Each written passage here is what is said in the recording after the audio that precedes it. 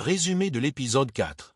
Solo Leveling est une série percutante basée sur le web novel de Shugon et le webtoon illustré par Dubu. Dans cet anime fantastique, Sung Jinwoo, un chasseur de rang E, et ses alliés combattent des monstres venus d'un autre monde qui menacent le nôtre.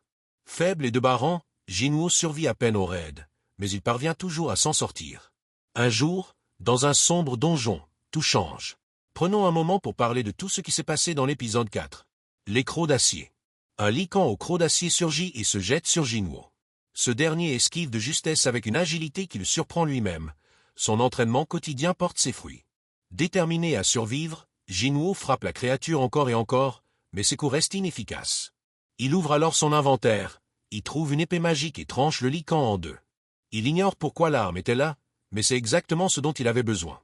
Des notifications apparaissent. Jinwoo a gagné plusieurs niveaux après le combat. Deux autres lycans s'approchent, l'un d'eux coince la lame de son épée entre ses mâchoires métalliques.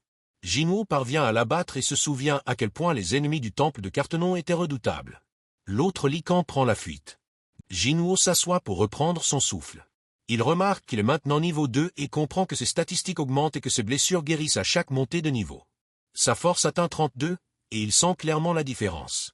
En fouillant les cadavres des monstres, il espère trouver des pierres d'essence, mais tombe sur un objet à la place. Il réalise que les créatures des donjons instanciés sont très différentes des bêtes magiques des donjons du monde réel. Il vend un crochet de lycan dans la boutique du jeu et obtient 20 pièces d'or. Il se relève, reprend son épée et se demande s'il pourra survivre jusqu'au boss du donjon. Soudain, un grognement retentit dans l'ombre, une meute de lycans au croc d'acier. Jinwoo prend son courage à deux mains. Il pense à l'époque où il était faible et impuissant, puis sourit. Le métal heurte le métal alors qu'il massacre lycan après lycan. Prêt à tout pour devenir plus fort, il monte encore et encore de niveau. Quand le dernier monstre tombe, le système lui accorde le titre Assassin de loup, augmentant ses dégâts contre les créatures de type animal. À bout de souffle et son épée gravement endommagée, Jinwoo reste debout. Il réfléchit à ses options en découvrant une pierre de téléportation sur l'un des cadavres. Il hésite. S'il quitte le donjon, il risque de perdre cette opportunité unique de gagner des niveaux. Finalement, il décide de continuer son exploration, constatant que les monstres deviennent plus faciles à vaincre à mesure qu'ils progressent. Jinwoo remarque que la couleur des noms des ennemis, visibles au-dessus de leur tête, a changé. Blanc égale faible. Orange égale adversaire équilibré. Rouge égale ennemi trop puissant.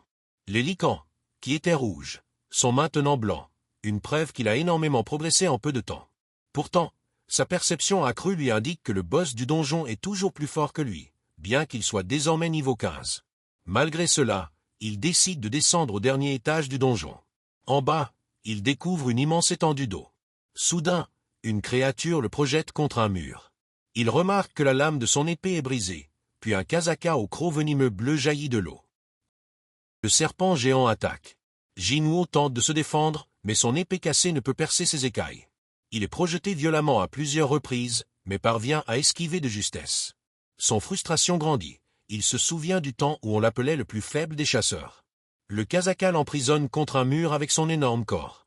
Jinwoo se libère et laisse exploser sa rage. Fatigué d'être faible et méprisé, il se jette sur le monstre et écrase ses écailles à main nue avant de l'achever dans un déchaînement de fureur. Ses récompenses sont une dague de rang C, appelée croc venimeux du Kazaka. Une glande à venin. Le donjon disparaît, et Jinwoo revient à la surface. À peine arrivé en ville, un soldat l'embarque vers une brèche de donjon. Sur place, 10 chasseurs de bas rang, dont Joe, affrontent un boss colossal. Mais Joe est paralysé par la peur et incapable de soigner ses alliés. Jinwoo, sans se montrer, décide d'intervenir. Il jette son épée brisée avec une force incroyable, détruisant la défense du golem et permettant aux autres chasseurs de le vaincre. Alors qu'un chasseur tente de retrouver celui qui les a sauvés, Joe aperçoit Jinwoo s'éloigner discrètement dans l'ombre.